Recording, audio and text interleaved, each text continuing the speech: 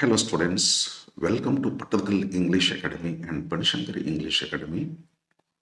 PUC second year of the 11th unit Japan and Brazil through a traveler's eye by George Mikesh.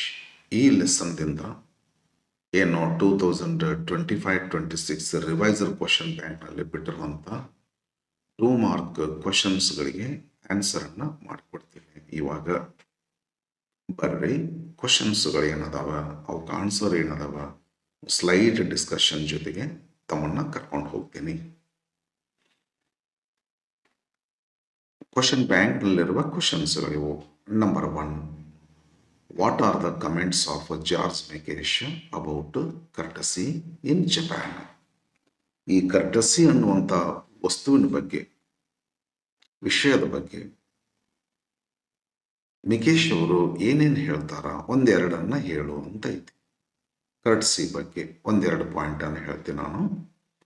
The Japanese are exquisitely well mannered people. ಯಾಕೆ? Because of their courtesy. B, they respect one another's privacy. ಈ ಕರ್ಟಸಿಯಿಂದಾಗೇನ ಒಬ್ರದ್ದೇನಾದರೂ privacy ಇದ್ರೆ ಇನ್ನೊಬ್ಬರದ ನೋಡ್ಲಿಕ್ಕೆ ಹೋಗೋದಿಲ್ಲ. ಒಬ್ಬರಿಗೊಬ್ಬರು respect ಕೊಡೋದು Japan ದೇಶದ ವಿಶಿಷ್ಟ ಗುಣ, ಜಪಾನ್ ದೇಶದ ಜನರ ವಿಶಿಷ್ಟ ಗುಣ, ಕರ್ಟಸಿಯ ವಿಶಿಷ್ಟ ಲಕ್ಷಣಗಳು ಜಾರ್ಜ್ ಮಿಕೇಶ್ ಕಂಡಂತೆ. Second question, which are the double functions of courtesy in Japan? Courtesy ಅಂದರೆ ಬರೇ ಕರ್ಟಸಿ ಅಲ್ಲ, ಕರ್ಟಸಿ ಅಂದ್ರೆ ಸಭ್ಯತೆ. ಸಭ್ಯತೆ ಒಬ್ಬರ ಪಾಲಿಗೆ ಯಾರು ಪಾಲಿಸ್ತಾರ ಅವ್ರಿಗೆ ಅದು ಸಭ್ಯತೆ, ಇತರರಿಗೆ ಅದು ಒಂದು ಯಾರು ಪಾಲಿಸ್ತಾರ ಅವ್ರಿಗೆ ಅದು ಒಂದು ಸೌಜನ್ಯ, ಇತರರಿಗೆ ಒಂದು ಪ್ರೈವಸಿಗೆ ಅವಕಾಶ ಮಾಡಿಕೊಡೋದು. ಎರಡು ಕೆಲಸ ಇರ್ತೈತಿ. ಅಂದರೆ ಒಂದೇನೋ ಅವರು ಪ್ರೈವೇಟಾಗಿ ಏನೋ ಮಾಡ್ಲಿಕ್ಕತ್ತಾರ ಅಂತಂದ್ರೆ ನಮ್ಮ ಸೌಜನ್ಯತೆ ಏನು ಅಂತಂದ್ರೆ ಆ ಕಡೆ ನೋಡಬಾರ್ದು. ಅದು ನಮ್ಮ ಕರ್ಟಸಿ, ನಮಗೆ ಅದು ಕರ್ಟಸಿ. ಅವರಿಗೆ ಆ ಕೆಲಸ ಏನಾದರೂ ಅವರು ವೈಯಕ್ತಿಕ ಏನಾದರೂ ಪ್ರೈವೇಟ್ ಆಗಿ ಏನೋ ಮಾಡ್ತಿರ್ತಾರ. ಜಪಾನ್ದೊಳಗೆ ಅದು ಕಾಮನ್ ಅಲ್ಲ, ಸ್ಥಳದ ಅವಕಾಶ ಇದೆ. ಹೀಗಾಗಿ ಒಂದು ಉದಾಹರಣೆ ಅದ, ಲವ್ ಕ್ವಾರಲ್ಸ್. ಬಜಾರ್ದಾಗ ನಿಂತ ಫೋನ್ಯಾಗ ಮಾತಾಡ್ತಿರ್ತಾರ, ಅವ್ರದ್ದು ಅದು ಪ್ರೈವೇಟ್ ಸಿ. ಬಟ್ ನಾವು ಅದನ್ನು ಕೇಳಿಸ್ಕೋಬಾರ್ದು ಅಂತನ್ನೋದು ನಮ್ದು ಕರ್ಟಸಿ. ಹಿಂಗಾಗಿ ಜಪಾನ್ ದೇಶದ ಜನರು ಕರ್ಟಸಿಯನ್ನು ಪಾಲಿಸೋದ್ರಿಂದ ಒಂದು ರೀತಿ courtesy is courtesy and it is substitute privacy. This is how courtesy does double function. Third question, mention any 2 places where the little red telephones are kept in Japan. ಎಲ್ಲೆಲ್ಲಿ Japan? ಯಾಕಂದ್ರೆ the Japanese people don't have enough space for the telephone booths. They are kept in public places. ಹಾಗಾದ್ರೆ ಎಲ್ಲೆಲ್ಲಿ ಎರಡು ಸ್ಥಳಗಳನ್ನ ಹೇಳು. The little red telephones are kept in crowded streets, shops, halls of hotels, usually on a table or a counter, but not in booths, because they don't have enough space for telephone booths. It is hopelessly overcrowded country. But fourth question, mention the 2 reasons that make moving in Japan a complicated one. Japanese ದೇಶದೊಳಗೆ ನೀವು ಬಾಗ್ಲಿಕ್ಕೆ ಹೋದ್ರಿ ಅಂದ್ರೆ ನಿಮಗೆ moving ಮಾಡ್ಲಿಕ್ಕೆ ಆಗೋದಿಲ್ಲ. ಯಾಕಂದ್ರೆ ನಮಗೆ ಅದು ಕಾಂಪ್ಲಿಕೇಟ್ ಆಗಿಬಿಡ್ತೈತಿ. ಯಾರಿಗೆ ಮಾತ್ರ ಈಜಿ ಆಗ್ತೈತಿ ಅಂದ್ರೆ who are born and brought up in Japan, ಅವ್ರಿಗೆ ಮಾತ್ರ ಅದು ಸರಳ ಆಗ್ತೈತಿ. ಯಾಕೆ ಅಂತ ಕೇಳಿದರೆ 2 ರೀಸನ್ಗಳು. 1, the Japanese have A complicated hierarchy in bowing. ಅಂದ್ರೆ ಕಾಂಪ್ಲಿಕೇಟೆಡ್ ಹೈರಾರ್ಕಿ ಐತ್ರಿ. ಹೈರಾರ್ಕಿ ಅಂದ್ರೆ ಸಾಮಾಜಿಕ ಸ್ಥಾನಮಾನ. ಅಂದ್ರೆ ದೊಡ್ಡವರು, ಸಣ್ಣವರು, ಮಿಡಲ್, ಅವ್ರ ಸ್ಥಾನಮಾನ ನೋಡಿಕೊಂಡು ಹೌ ಡೀಪ್ಲಿ, ಎಷ್ಟು ಎಷ್ಟು ನಡನ ಬಗ್ಗಿಸ್ಬೇಕು, ಸ್ವಲ್ಪ ಬಗ್ಗಿಸ್ಬೇಕಾ, ಭಾಳ ಬಗ್ಗಿಸ್ಬೇಕಾ. ಆ್ಯಂಡ್ ಡ ಆಗ್ಬೇಕು, ಡಿ ಆಗ್ಬೇಕು. ಇದು ತಪ್ಪೈತೆ ನೋಡ್ರಿ, ಇದು ಜಿ ಆಗೈತಿ. ಆ್ಯಂಡ್ ಫಾರ್ ಹೌ ಲಾಂಗ್ ಅಂದ್ರೆ ಎಷ್ಟು ಹೊತ್ತು, ಎಷ್ಟು ಹೊತ್ತು.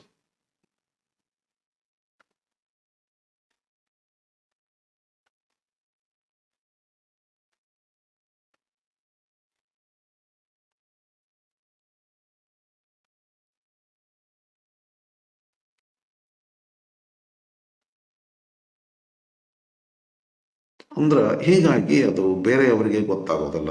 ಯಾರಿಗೆ ನಾವು ಬಾಗ್ತಿರ್ತೀವಿ, who is bowing to whom important ಆಗ್ತೈತಿ.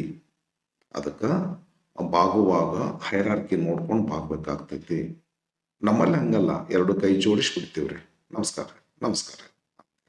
ಅದರಲ್ಲಿ ಹಂಗಲ್ಲ. ಯಾರಿಗೆ ನಾವು ಬೋವಿಂಗ್ ಮಾಡಕತ್ತೀವಿ, ನಮ್ಗಿಂತ ಸೀನಿಯರ ಅಥವಾ ಜೂನಿಯರ್, ಸುಪೀರಿಯರ್, ಇನ್ಫೀರಿಯರ್, ಅವ್ರ ಏಜನು. ಹೀಗಾಗಿ ಅದು ಜಪನೀಸ್ ಪೀಪಲ್ಗೆ ಮಾತ್ರ ಗೊತ್ತಾಗ್ತೈತಿ, ಬೇರೆಯವರಿಗೆ ಅದು ಗೊತ್ತಾಗೋದಿಲ್ಲ.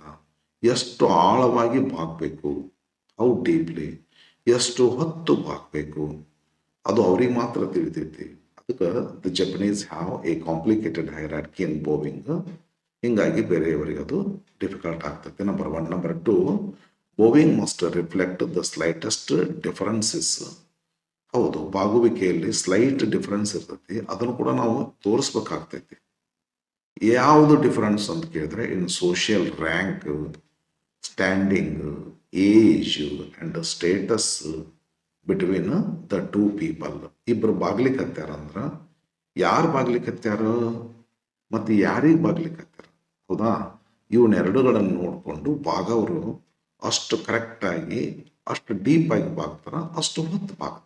ಇದು ಅವ್ರಿಗೆ ಮಾತ್ರ ಗೊತ್ತಾಗ್ತದೆ, ಬೇರೆಯವರಿಗೆ ಗೊತ್ತಾಗೋದಿಲ್ಲ. ಹಾಗಾಗಿ they have a complicated hierarchy, so it becomes difficult for others. Number 5, state the early traffic law in America mentioned by George ಮಿಕೇಶ್.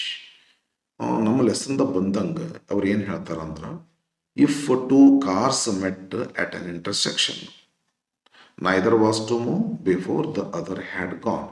2 ಕಾರುಗಳು ಹೀಗೆ ಬಂದು ಅಂತಂದ್ರೆ, 2 ಕಾರುಗಳು ಇದ್ರ ಏನು ಹೇಳ್ತೈತಿ ಅಂದ್ರೆ, ಇಂಟರ್ಸೆಕ್ಷನ್ ಅಂದ್ರೆ ಹಿಂಗತೆ ರೋಡ್ ರೀ, ಇದು ಇರ್ತೈತಲ್ಲ, ಇದು ಇಂಟರ್ಸೆಕ್ಷನ್. ಹೌದಾ?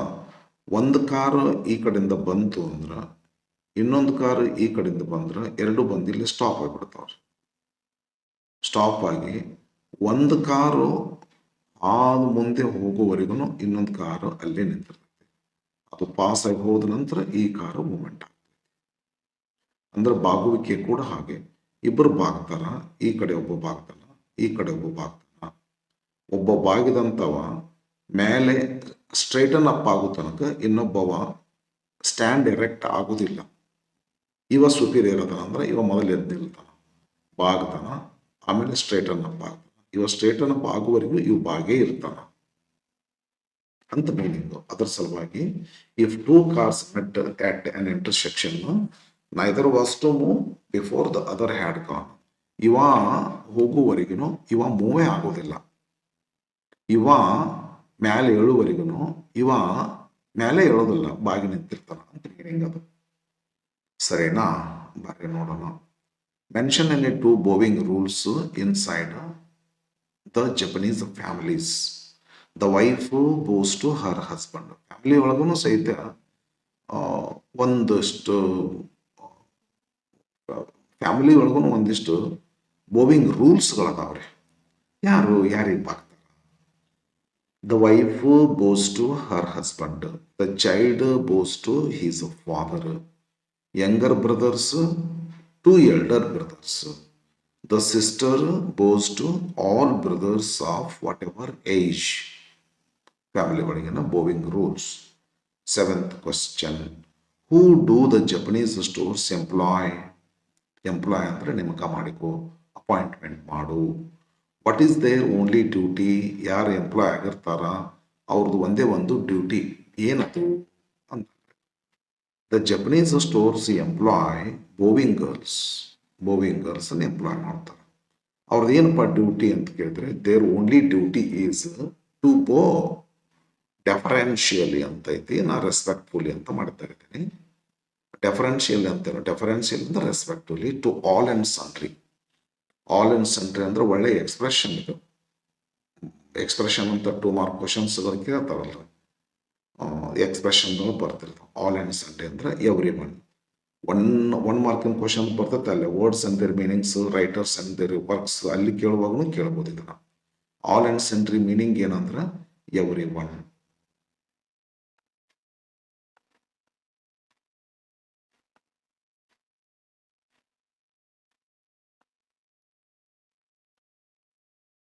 ಹಾಗಾದ್ರೆ ಬೋವಿಂಗ್ ಗರ್ಲ್ಸ್ ಡ್ಯೂಟಿ ಏನು? ಯಾರೆಲ್ಲ ಅಂಗಡಿಗೆ ಬರ್ತಾರ, ಅವ್ರ ಶಾಪಿಗೆ ಬರ್ತಾರ, ಅವ್ರಿಗೆಲ್ಲ ಬಾಗೋದು. ಈ ಕೆಲವೊಂದು ಕಡೆ ಹಂಗಲ್ಲ, ಮಂದಿ ನೋಡಿ ಬಾಗ್ತಾರ. ದೊಡ್ಡ ದೊಡ್ಡ ಶ್ರೀಮಂತರು ಕಾರ್ನಾಗ ಇಂಥವ್ರು ಬರೋ ನೋಡಿ ವಾಚ್ಮನ್ ಬಾಗ್ತಾನ. ಆರ್ಡಿನರಿ ಪರ್ಸನ್ ಹೋದ್ರೆ ಬಾಗೋದಿಲ್ಲ. ಆದ್ರೆ ಬೋವಿಂಗ್ ಗರ್ಲ್ಸ್ ಹಂಗಲ್ಲ, ಅವ್ರ ಅಂಗಡಿಗೆ ಬಂದವ್ರಿಗೆಲ್ಲ ಬಾಗ್ತಾರ ಮತ್ತು ರೆಸ್ಪೆಕ್ಟ್ಫುಲಿ ಬಾಗ್ತಾರ, ಡೆಫರೆನ್ಷಿಯಲಿ ಬಾಗ್ತಾರ. ಬಾಗೋದಷ್ಟೇ ಅವ್ರ ಡ್ಯೂಟಿ ರೀ. ಮತ್ತೇನೋ ಕೈ ಹಿಡಿದು ಕರ್ಕೊಂಡು ಹೋಗೋದು, ಇಲ್ಲಿ ಕುಂದೂರಿ ಅನ್ನೋದು ಅಂಥದ್ದೇನು ಮಾಡಲ್ಲ. 8th question, mention any 2 reasons behind the Nara deer's behaviour according to George Mikes. ನಿಮ್ಗೆ ಗೊತ್ತೈತಲ್ಲ, ಜಾರ್ಜ್ ಮಿಕೇಶ್ ಅವರು ನಾರಾಕ್ ಹೋಗ್ತಾರೆ, ಒಂದು ಡಿಯರ್ ಬರ್ತದೆ ಅವ್ರ ಮುಂದೆ. ನಾಟ್ ಆಕ್ಸಿಡೆಂಟಲ್ಲಿ ಮತ್ತು ಬೈ ಚಾನ್ಸ್ ಅಲ್ಲ, ಡೆಲಿಬರೇಟ್ಲಿ ಅದು ಅವರಿಗೆ ಮುಂದೆ ಬಾಗ್ತೈತಿ. ಸೇಮ್ ಮನುಷ್ಯರ ಬಾಗದಂಗ ಬಂದು ಅವ್ರ ಮುಂದೆ ನಿಂತು ಬಾಗಿ ಅವ್ರ ಕಣ್ಣೊಳಗೆ ಕಣ್ಣಿಟ್ಟು ನೋಡಿ, ಕೈ ಒಳಗೆನ ಅದು ಫುಡ್ ಒಂದು ಪ್ಯಾಕೆಟ್ ಇರ್ತದೆ, ಅದಕ್ಕಂತನೇ ತಂದಿರ್ತಾರೆ ಅವರು. ಕೊಡೋವರೆಗೂ ನಿಲ್ಲೋದೇ ಇಲ್ರಿ, ಕಸ್ಕೊಂಡು ಓಡೋಗ್ಬಿಡ್ತೈತಿ. ಈ ಬಸ್ ಸ್ಟ್ಯಾಂಡ್ ಒಳಗೆ ನಿನ್ನಂಥ ಜಪನೀಸ್ ಜನರು ಬಸ್ ಬರೋವರೆಗೂ ಭಾಳ ಡಿಸಿಪ್ಲಿನ್ಡ್ ಇರ್ತಾರೆ, ಭಾಳ ಕೋರ್ಟಿಯಸ್ ಆಗಿರ್ತಾರೆ. ಬಸ್ ಬರೋವರೆಗೂ, ಬಸ್ ಬಂತು ಅಂದರೆ ದೇ ಟ್ರಾನ್ಸ್ಫರ್ ದೆಮ್ಸೆಲ್ಸ್ ಟು ಸಾವೇಜಸ್ ಅಂತ ಐತಿ. ಕಾಡು ಪ್ರಾಣಿಗಳ ತರಹ ಒಬ್ಬರಿಗೊಬ್ಬರು ಹೊಟ್ಟೆಯೊಳಗೆ ಮೊಣಕೈ ಇಟ್ಟು ಶಾವಿಂಗ್ ಮಾಡೋದು, ಟ್ರ್ಯಾಂಪಲಿಂಗ್ ಮಾಡೋದು, ಇನ್ನೊಬ್ಬರ ಪಾದದ ಹೆಬ್ಬರಳ ಮೇಲೆ ಕಾಲಿಟ್ಟು ಪುಲ್ಲಿಂಗ್ ಮಾಡೋದು, ಒಂಥರ ಕಾಡು ಪ್ರಾಣಿಗಳು ಮಾಡಿದಂಗೆ ಮಾಡ್ತಾರೆ. ಅಷ್ಟು ಕೋರ್ಟಿಯಸ್ ಆಗಿರ್ತಕ್ಕಂಥ ಜನ. ಅದೇ ತರಹ ಈ ಜಪನೀಸ್ ಡಿಯರ್ ಕೂಡ ಬಂದುತ್ತದೆ, ಬರ್ತೈತಿ, ಬಾಗ್ತೈತಿ. ಇದೆಲ್ಲ ನೋಡಿದ್ರೆ ಎಷ್ಟು ಸಭ್ಯತೆ ಐತೆ ಅಂತ ಅನ್ಬೇಕ್ರಿ. ನೆಕ್ಸ್ಟ್ ಮೊಮೆಂಟ್ ರೈಟರ್ ಕೈಯಾಗಿರ್ತಕ್ಕಂಥ ಪ್ಯಾಕೆಟ್ ಅವ್ರ ಕೈಯಾಗಿರೋದಿಲ್ಲ, ಅದ್ರ ಕೈಯಾಗಿರ್ತೈತಿ, ಅಂದ್ರೆ ಕಸ್ಕೊಂಡ್ಬಿಡ್ತೈತಿ ಹೇಳ್ದ ಕೇಳ್ದ. ಇದ್ರ ಗುಣ ಅದು ಜಪನೀಸ್ ಜಿಂಕೆಯ ಗುಣ. ಸರ್ ಏನು ಹೇಳ್ತಾರ ಬೋವಿಂಗ್ ಬಗ್ಗೆ, ಜಪನೀಸ್ ಡಿಯರ್ ಬಗ್ಗೆ, ಜಪನೀಸ್ ಡಿಯರ್ ವಿಶಿಷ್ಟ ಗುಣ ಬೋವಿಂಗ್ ಬಗ್ಗೆ ಹೇಳೋದು, ಕಸ್ಕೊಳ್ಳೋದ್ರ ಬಗ್ಗೆ ಹೇಳುವಂಗಿಲ್ಲ. ಮತ್ತೆ ಏನಾದರೂ ಹೇಳ್ರಿ. Mention any 2 reasons behind the Nara's behaviour according to Nara's behaviour regarding bowing ಅನ್ಬೇಕಿಲ್ಲ. ಅಂದ್ರೆ ಬರೀ ಬೋವಿಂಗ್ ಬಗ್ಗೆನ ಬರಿಬೇಕಾಗ್ತೈತಿ. ಬಿಹೇವಿಯರ್ ಬಗ್ಗೆ ಹೇಳಿದ್ರಂದ್ರೆ ಬಾಗೋದು ಮತ್ತು ಕಸ್ಕೊಂಡು ಹೋಗೋದು ಆದ್ರೂ ಹೇಳ್ಬೋದು ರೀ.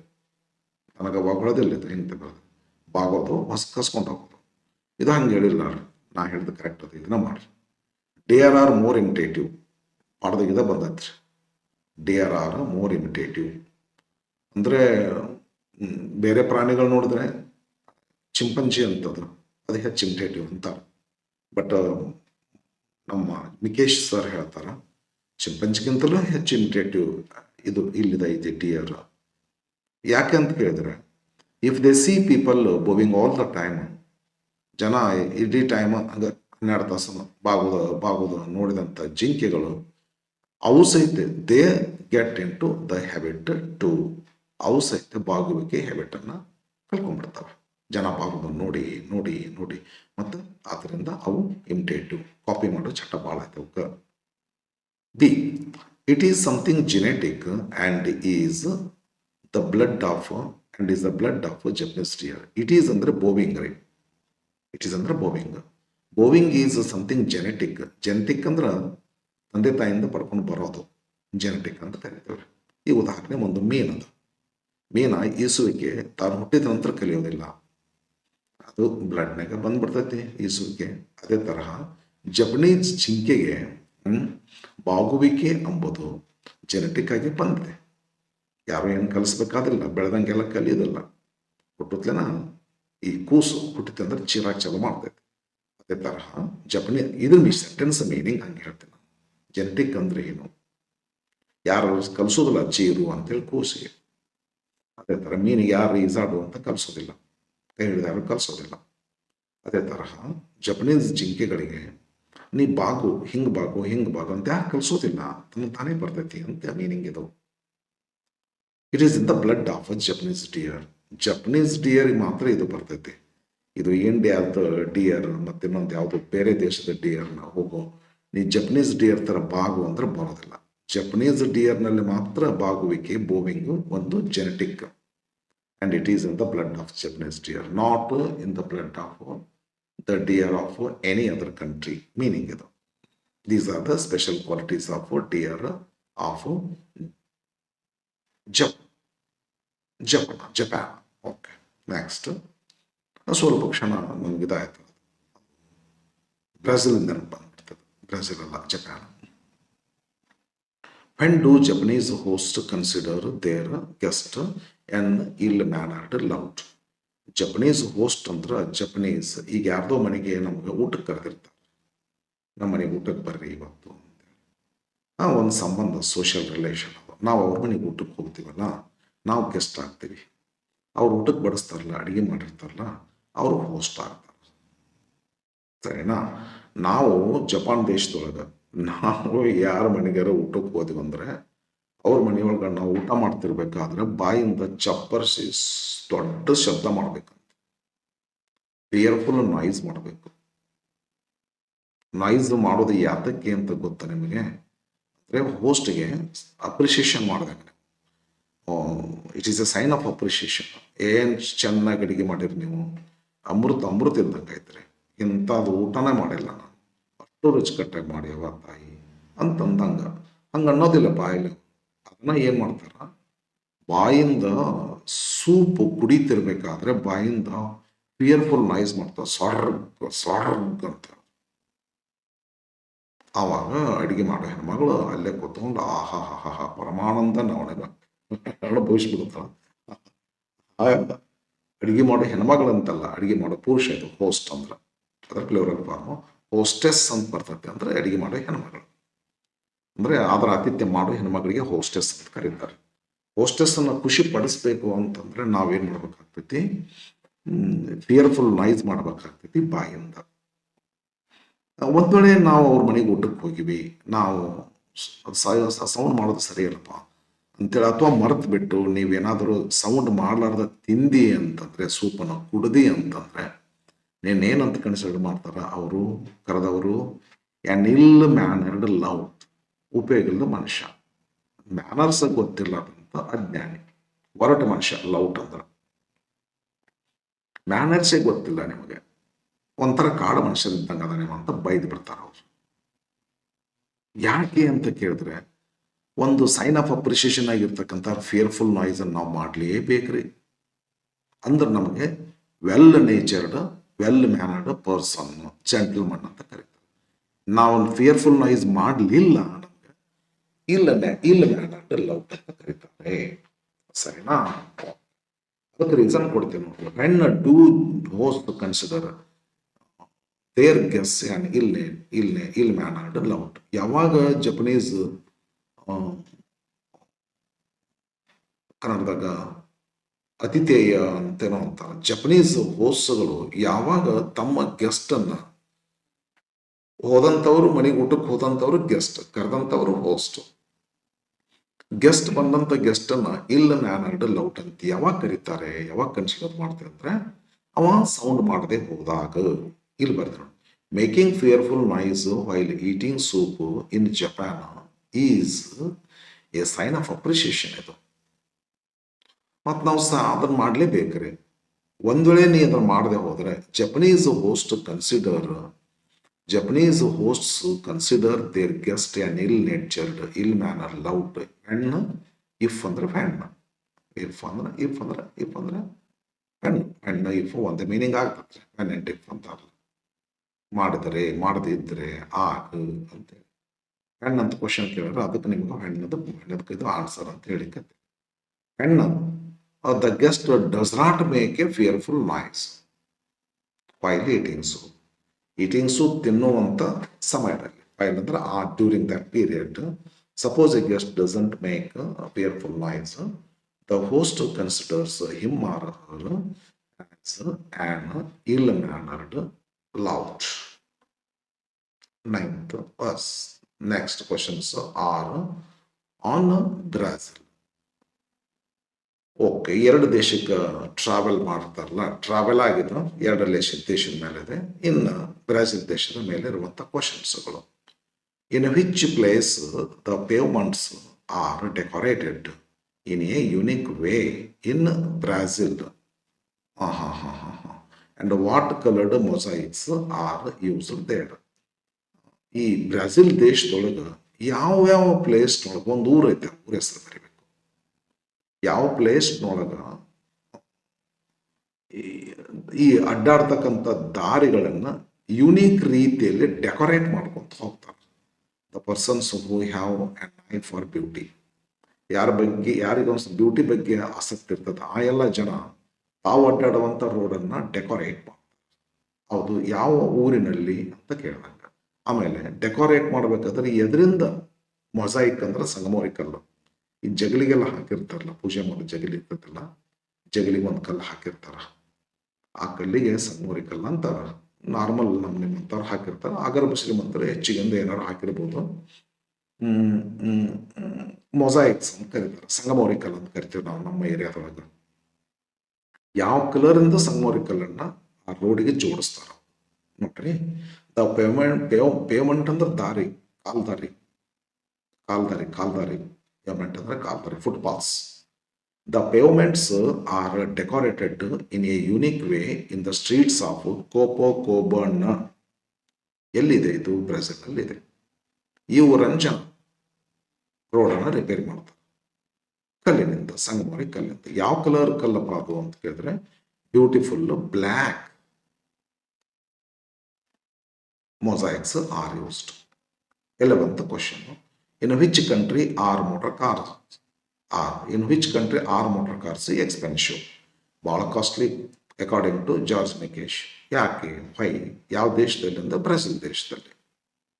ಕಾರ್ಸ್ಗಳು ದೇ ಆರ್ ಡಿಸ್ಟ್ರಿಬ್ಯೂಟೆಡ್. ಪ್ರತಿ ಮನೆ ಮುಂದೆ ಕಾರ್ ಕಾಣಿಸೋದ್ರಿಂದ one can think that in that country cars are distributed to all and sundry at free of cost ಅಂತ ತಿಳ್ಕೊಂಡು. ಆ ತರಹ ಪ್ರತಿಯೊಬ್ಬರ ಮನೆ ಮುಂದೂ ಕಾರುಗಳು ಜಾಸ್ತಿ ಇರ್ತವೆ, ಪ್ರತಿಯೊಬ್ಬರ ಮನೆ ಮುಂದೂ ಕಾರುಗಳು ಕಾಣಿಸ್ಕೊಳ್ತವೆ. Which country are motor cars expensive? Motor cars are expensive in Brazil according to Mikes. Okay, why are the expensive? ಯಾಕೆ ಅಷ್ಟು ಕಾಸ್ಟ್ಲಿ ಅದಾವ ಆ ದೇಶದೊಳಗೆ? ಬಿಕಾಸ್ ಇಂಪೋರ್ಟ್ ಡ್ಯೂಟಿ ಅಂದ್ರೆ ಏನ್ರಿ? ಟ್ಯಾಕ್ಸ್. ಈಗ ಒಂದು ಕಾರ್ ತಗೋಬೇಕಾದ್ರೆ 10,000 ರೂಪಾಯಿ ಕಾರ್ ತಗೊಂಡ್ರೆ 20,000 ರೂಪಾಯಿ ಟ್ಯಾಕ್ಸ್ ಕಟ್ಟೋದಪ್ಪ, ರೋಡ್ ಟ್ಯಾಕ್ಸ್. ಹಿಂಗತೆ ಕಂಡೀಷನ್ನು ಬ್ರೆಜಿಲ್ ದೇಶದಲ್ಲೇ ಐತ್ರಿ. ಅದಕ್ಕೆ ಭಾಳ ಕಾರುಗಳ ಬೆಲೆ ಭಾಳ ತುಟ್ಟಿರಲ್ಲ, ಭಾಳ costly. Because import duties are crippling ಅಂದ್ರೆ ಏನು? ಕುಂಟೋದು. ಯಾರು ಕುಂಟ್ತಾರ? ನೀ ಕಾರ್ ಏನಾದ್ರು ತಗೊಂಡಿ ಅಂದ್ರೆ ನಿನ್ನ ಪ್ರಗತಿಯಲ್ಲಿ ಕುಂಟುವಿಕೆ ಆತು, ನಿನ್ನ ಪ್ರಗತಿ ಕುಂಠಿತ ಆಗತ್ತೆ. ಅಂಡ್ ಮರ್ಡರಸ್, ಒಂದು ರೀತಿ ನೀನು ಮರ್ಡರ್ ಆದಂಗ. ಟ್ಯಾಕ್ಸ್ ಕಟ್ಟಿ ನಿನ್ನ ಪ್ರಗತಿ ಕುಂಠಿತ ಆಗ್ತೈತಿ, ನಿನ್ನ ಪ್ರಗತಿ ಮರ್ಡರ್ ಆಗ್ತೈತಿ. ಇದ್ರ ಮೀನಿಂಗ್ ಏನು sir? Import duties are crippling and murders ಅಂದ್ರೇನು? High taxes. ಆ ಕಾರಣಕ್ಕಾಗಿ ಕಾರುಗಳು ಎಕ್ಸ್ಪೆನ್ಸಿವ್ ಆಗಿ ಕಾಣಿಸ್ತಾವ ಬ್ರೆಜಿಲ್ ದೇಶದೊಳಗೆ. ಹೌದಾ? Next, what does a Brazilian driver do when he notices a pedestrian step off the pavement? ಇದು ದಾರಿ, ಪೇಮೆಂಟ್ ಅದು ಹೌದಲ್ಲ. ಇದು ಪೇಮೆಂಟ್ ಎಲ್ಲಿರ್ತೈತಿ ಅಂದ್ರೆ ಅದ್ರ ಮಗ್ಲ ದೊಡ್ಡ ರೋಡ್ ಇರ್ತೈತಿ, ಅವೇನು ದೊಡ್ಡ ರೋಡ್ ಇರ್ತೈತಿ. ಈ ಪೇಮೆಂಟ್ ಮೇಲೆ ಹೋಗೋ ಜನ ಇಲ್ಲಿ ಮಟ್ಟ ಬರ್ತಿರ್ತಾರೆ.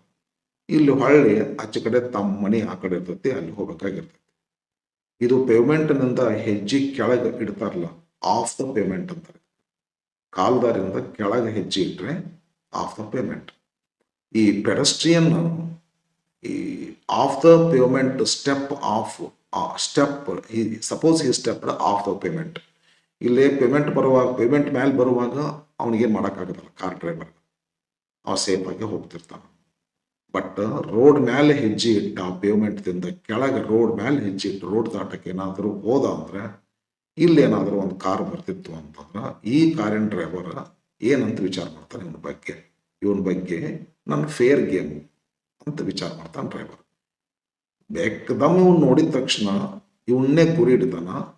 ಇವು ಕಾರನ್ನ ಸಿಕ್ಕಾಪಟ್ಟೆ ಸ್ಪೀಡಾಗಿ ಆಕ್ಸಿಲೇಟರ್ ಕೊಟ್ಟು ಶವಂತ ಬಂದು ಓದಿಸಿ ಅವಾಗ ಹಾಸುದಿಲ್ಲ, ಬಟ್ ಹಾಸ್ತಾನೆ. ಅವ ತನ್ನ ಜೀವಕ್ಕಾಗಿ ಫಾರ್ ಡಿಯರ್ ಲೈಫ್ ಸತ್ಯಪ್ಪ ಅಂತ ಓಡಿ ಬಿಡ್ತಾನೆ. ಮತ್ತೆ ಹಿಂಗತೆ ಆದ್ರೆ ನಮ್ಮಲ್ಲಿ ಆದ್ರಪ್ಪ ಅಂದ್ರೆ ನಿಂತ ತಲುಪಿಸಿ ಬಡ್ದು ಬಿಡ್ತಾರೆ. ಬಟ್ ಜಪಾನ್ ದೇಶ ಹಂಗಲ್ಲ, ಇವನು ಸ್ಮೈಲ್ ಮಾಡ್ತಾನ, ಡ್ರೈವರ್ನು ಸ್ಮೈಲ್ ಮಾಡ್ತಾನ. ಅಂದ್ರೆ ಒಂದು ಫೇರ್ ಗೇಮ್ ಅದ ಅಲ್ಲಿ ಜಪಾನ್ ದೇಶ, ಒಂದು ಹುಡುಗಾಟಿಗೆ. ಮತ್ತೆ ಡ್ರೈವರ್ ಏನು ಅನ್ಕೊಂತಾನ, ಇವತ್ತ ನನ್ನ ಪಾಳೆ ಕಾರ್ನ ಬಂದು ನಿನಗೆ ಹಾಸಕ್ಕೆ ಪ್ರಯತ್ನ ಮಾಡುತ್ತ, ದೋಸ್ತ ನಾಳೆ ನಿನ್ನ ಪಾಳೆ ಅಂತ ಅವನು ನಗ್ತಾನ, ಇವನು ನಗ್ತಾನ. ಫ್ರೆಂಡ್ಲಿ ಸ್ಮೈಲ್ ಅನ್ನು ಕೊಟ್ಟು ಡಿಪಾರ್ಟ್ ಆಗ್ತಾನೆ. ಇದು ಬ್ರೆಜಿಲ್ ದೇಶದ ವಿಶಿಷ್ಟ ಲಕ್ಷಣ. ಇದು ಹಂಗೆ ಕೇಳ್ತಾರ, what does a Brazilian driver do when he notices a pedestrian step off the pavement? ಇವಾಗ ಏನ್ ಮಾಡ್ತಾನ, as soon as the Brazilian driver sees a pedestrian step off the pavement, ಏನಂತ ವಿಚಾರ ಮಾಡೋದು, ಹಿ ರಿಗಾರ್ಡ್ಸ್ ಹಿಮ್, ಹಿ ಅಂದ್ರೆ driver, him ಅಂದ್ರೆ pedestrian, ಏನಂತ, as is fair game like a target in a hunt. Hunting ಮಾಡ್ಬೇಕಾದ್ರೆ target ಇಡ್ತೀವಲ್ಲ, ಅರ್ಜುನ ಬಾಣ ಇಡ್ತಾರಲ್ಲ, ಹಂಗ ಆ ತರಹ ಡ್ರೈವರ್ ಅವನಿಗೆ ಟಾರ್ಗೆಟ್ ಮಾಡ್ತಾನ. ಅಂಡ್ ಏಮ್ ಅಂಡ್ ಎಕ್ಸಲರೇಟ್ ಅಂತ ಐತಿ. ಬಂದು ಅವನಿಗೆ ಹಾಸ್ಲಿಕ್ಕೆ ಹೋಗ್ತಾರೆ, ಬಟ್ ಹಾಸೋದಿಲ್ರಿ. ದ ಡ್ರೈವರ್ ಏಮ್ಸ್ ಇಲ್ಲ ಐತಿ ನೋಡ್ರಿ. ಅವನ ನೋಡಿದ ತಕ್ಷಣ ಏನ್ ಮಾಡ್ತಾನ ಅಂತಂದ್ರೆ, he regards him as is fair game, number 1. Number 2, the driver aims and accelerates his car at the pedestrian. ಶೌಂತ ಬಂದು ಹಾಸ್ದಂಗೆ ಮಾಡ್ತಾನೆ, ಬಟ್ ಹಾಸೋದಿಲ್ಲ. Who are the hunters and prey? ಇಲ್ಲಿ ಏನಂದ್ರೆ, ಈ ಕಾರ್ ತಗೊಂಡ್ ಬರ್ತಾನಲ್ಲ ಡ್ರೈವರ್, ಇವ ಹಂಟರಪ್ಪ, ಒಂದ್ ನಮೂನೆ ಟೈಗರ್ ಇವ. ಇದು ಎಪ್ಪ ಸತ್ಯ ಅಂತ ಓಡಿ ಹೋಗ್ತಾನಲ್ಲ ಪ್ಯಾಸೆಂಜರ್, ಫುಟ್ ಪ್ಯಾಸೆಂಜರ್, ಪೆಡೆಸ್ಟ್ರಿಯನ್. ಇವ ಪ್ರೇ ಅಂದ್ರೆ ಬಲಿಪಶು, PRAY ಅಲ್ಲ, PREY. ಹಾಗಾದ್ರೆ ಹಂಟರ್ ಯಾರು, ಪ್ರೇ ಯಾರು? ಯಾರು ಹಂಟಿಂಗ್ ಮಾಡೋರು, ಯಾರು ಬಲಿಪಶು ಆಗಾರಂದ್ರೆ ಕಾರ್ ಡ್ರೈವರ್ ಹಂಟಿಂಗ್ ಮಾಡೋರಿ, ಪೆಡೆಸ್ಟ್ರಿಯನ್ ಪ್ರೇ. ಇಲ್ಲಿ ಬರ್ದೆ ನೋಡ್ರಿ, who are the hunters and prey ಅಂತ ಕೇಳ್ತಾರ. The drivers are the hunters and the pedestrians are the prey. 14th, mention any 2 ways in which drivers in Brazil break traffic rules. Traffic ರೂಲ್ಸ್ಗಳನ್ನು ದಾದೇ ಇಲ್ರಿ Brazil ದೇಶದೊಳಗೆ, ಹೆಂಗೆ ಬೇಕಂಗೆ ಗಾಡಿ ಬಿಡ್ತಾರೆ. ಯಾಕೆ ಅಮೇರಿಕಾ ನೋಡ್ರಿ ಟ್ರಾಫಿಕ್ ರೂಲ್ಸ್ ಫಾಲೋ ಮಾಡಕ್ಕೆ ಬಲೆ ಹೇಳ್ತಾರ, ಅದ್ರದ್ದು ಭಾರಿ ಟ್ರಾಫಿಕ್ ರೂಲ್ಸ್ ಮೇಂಟೈನ್ ಮಾಡ್ತಾರಂತ ಅಮೇರಿಕದವ್ರು.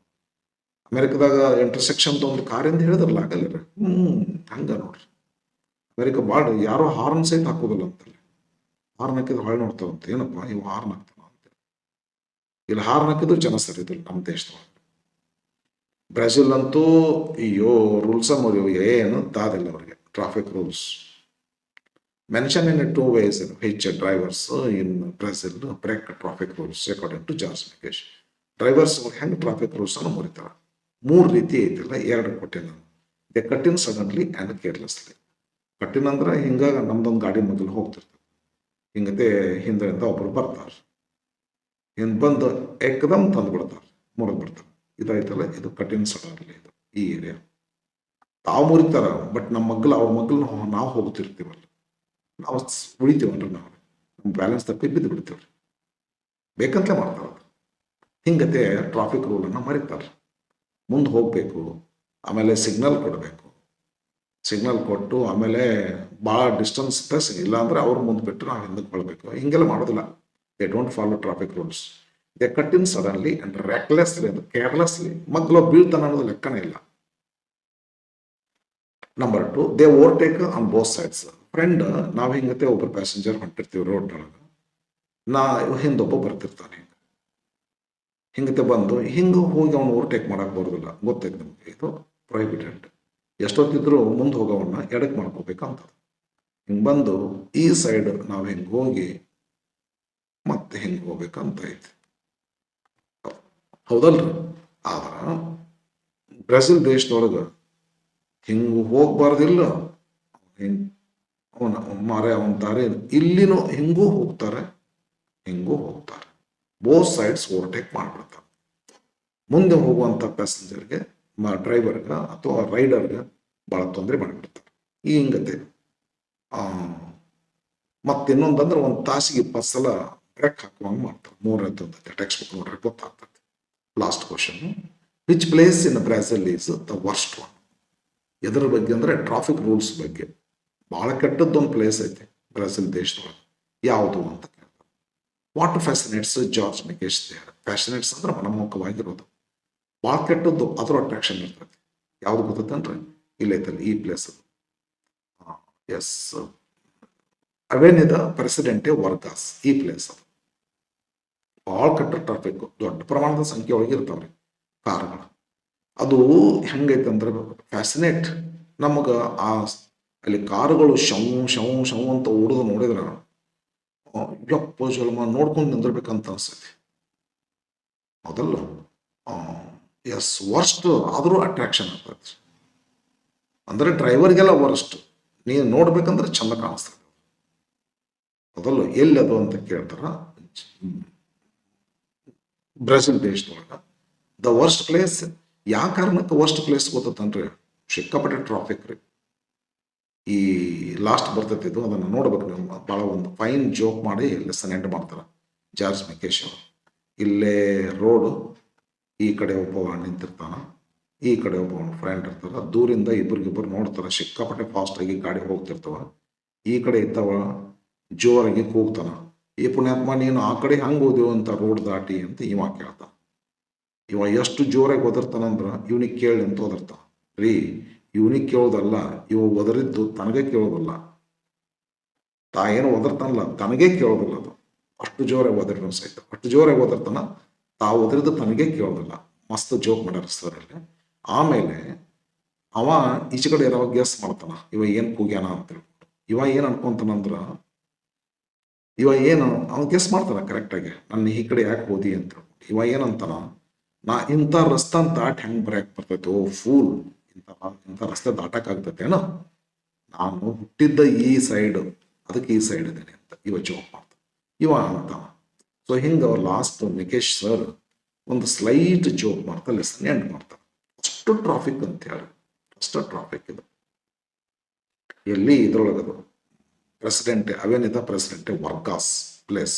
ಇದು ಭಾಳ ಸಲ ಕೇಳ್ತಾರೆ ಪ್ರಶ್ನೆ ಇದನ್ನ. The worst place in Brazil is Avenida Presidente ವರ್ಗಾಸ್.